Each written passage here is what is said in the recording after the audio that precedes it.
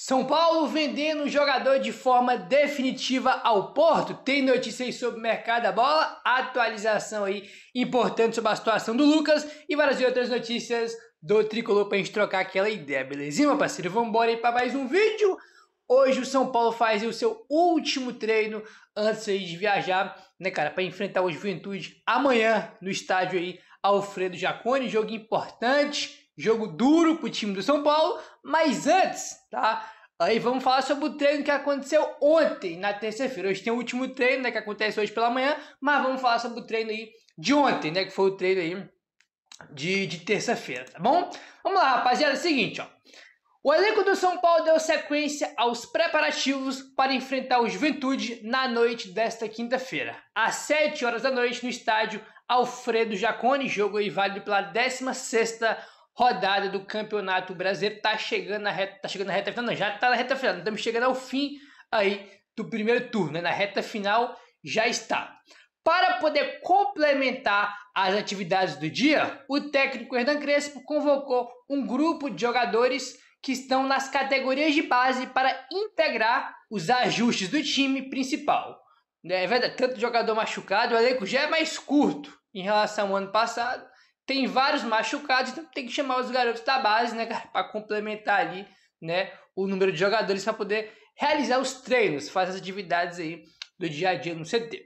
Depois do processo de aquecimento, o Crespo dividiu os atletas em duas equipes que realizaram um trabalho tático, tá bom? Foram aí as atividades que o elenco do São Paulo fez ontem, na terça-feira, aí.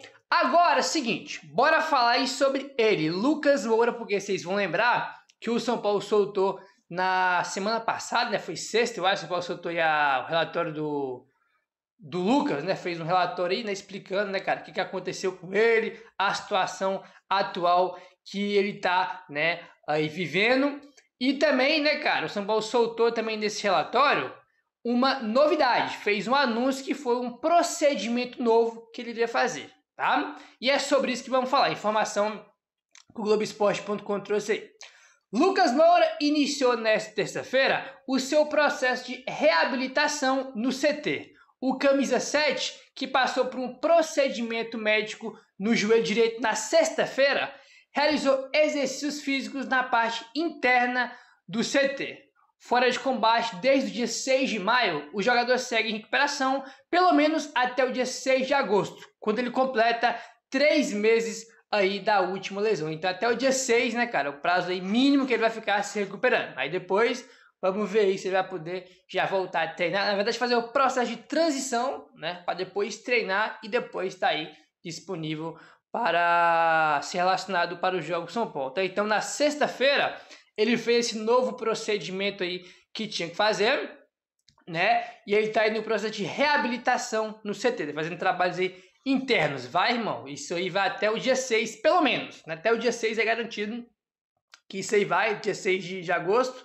E depois do dia 6 de agosto a gente já vê, né, cara, como é que ele vai estar e qual vai ser as próximas etapas da recuperação do Lucas. Se vai ter que fazer mais alguma coisa, se vai estar aí já recuperado e começar a fazer a transição para ir pro campo, né? Ou, irmão, né, torcer para que não aconteça mais nada, que ele realmente até o dia 6 se recupere e faça depois aí a transição para o campo, né, cara? Porque é um jogador que faz bastante falta, né? No dia 6 aí completa 3 meses da última lesão, né, cara? Então a situação dele aí bastante complicada, tá bom? Bom, seguinte, rapaziada, hoje, né, tem treino, só para encerrar aqui, hoje tem treino pela manhã, né? Hoje quarta-feira treino pela manhã. E à tarde o São Paulo viaja, né, para enfrentar o Juventude aí amanhã no Alfredo Jaconi, tá bom? A gente está comentando com vocês aqui, desde o comecinho do ano, sobre a parceria que o São Paulo fez com o Stuttgart, né, que é o clube aí alemão. E ontem teve aí uma entrevista, né, cara, uma apresentação aí dessa parceria. O São Paulo apresentou oficialmente nesta terça-feira a parceria com o Stuttgart, né, que é o clube aí alemão, para as categorias de base. O São Paulo e o Stuttgart já tinham dado início à parceria em um torneio na Alemanha, mas foi a primeira vez que o clube alemão veio para Cotia. A equipe disputou um torneio amistoso para celebrar a parceria. Esse torneio que teve aí, né, cara, em Cotia, foi um torneio que teve também o Clube Vital e o Palmeiras, né? Eles participaram desse torneio. Aí o São Paulo já tinha mandado alguns jogadores para a Alemanha para fazer um intercâmbio, né? E agora, né, cara, primeira vez que o Stuttgart vem aí fazer esse intercâmbio em Cotia. Eles estão, né, nesse momento aqui no Brasil. O São Paulo fez até um post, né, cara, lá com os representantes do Stuttgart. Foi na segunda-feira, foi na segunda-feira que o São Paulo fez um post aí, né, cara, com os representantes do Stuttgart, tá? E ontem, na terça, teve aí uma entrevista, né, lá em Cotia, né, para apresentar aí essa parceria. A ideia dos dois clubes é o intercâmbio de atletas com o objetivo de expandir a bagagem cultural e futebolística dos jovens.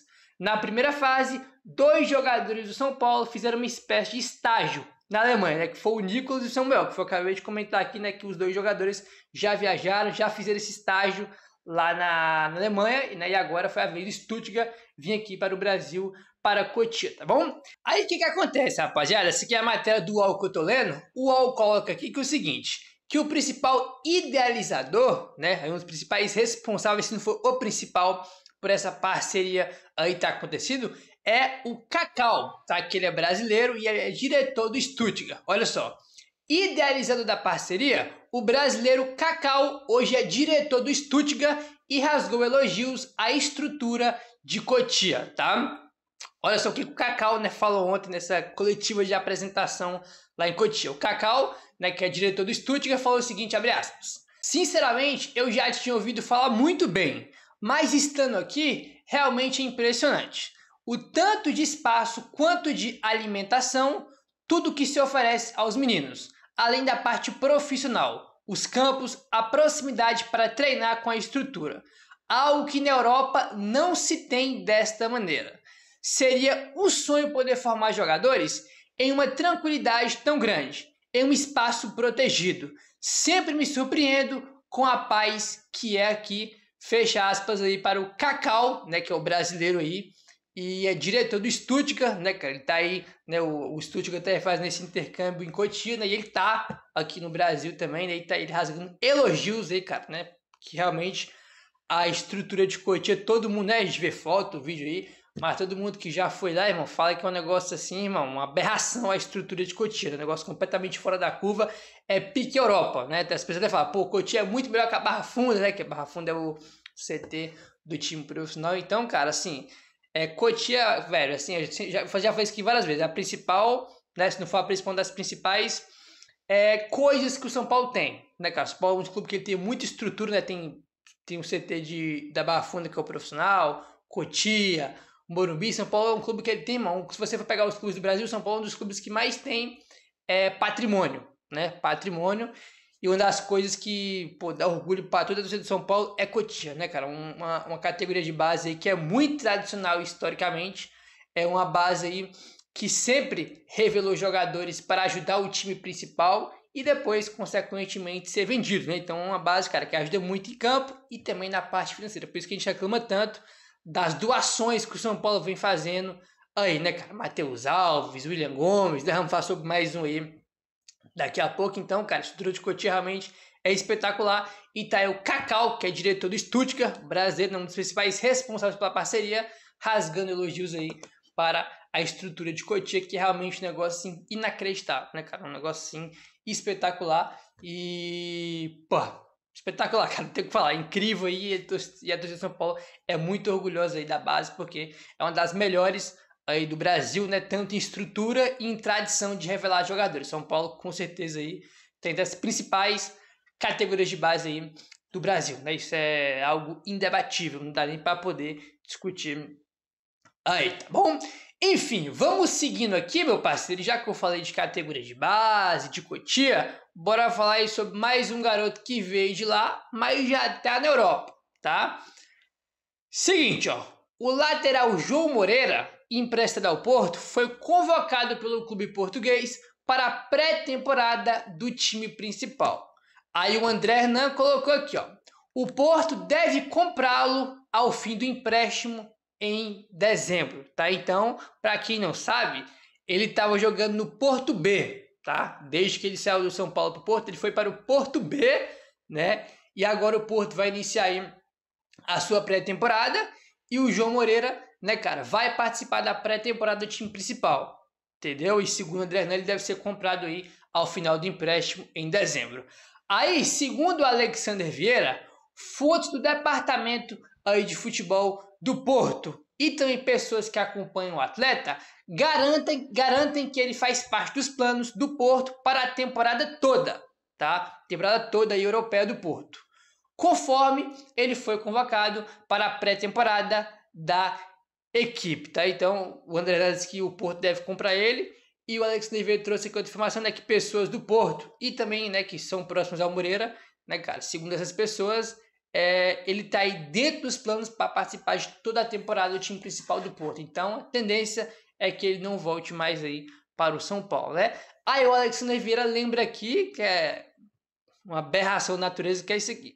O seu empréstimo, né, o contrato de empréstimo aí com o Porto vai até dezembro, né? E o valor aí de compra é de 2,5 milhões de euros, né, cara? Então vai chegar ao final do ano aí, né, em dezembro acaba o empréstimo e eles provavelmente vão pagar aí 2,5 milhões de euros para comprar o Moreira de forma definitiva. O Moreira que conseguiu e foi pro Porto B e conseguiu ter sequência, né, cara? Jogou lá, ele teve uma lesão recentemente, mas conseguiu ter uma sequência de jogos, até capitão lá do Porto B. Ele foi, né, mesmo chegando ali tendo pouco tempo e não teve tanta lesão lá no Porto B igual ele teve no São Paulo, que é uma coisa assim inacreditável acontece, né, cara? O Moreira subiu pro time de cima do São Paulo, não conseguia jogar 3 jogos seguidos, não conseguia, jogava 2 jogos se machucava, 3 jogos se machucava, voltava um jogo se machucava, não conseguia ter sequência.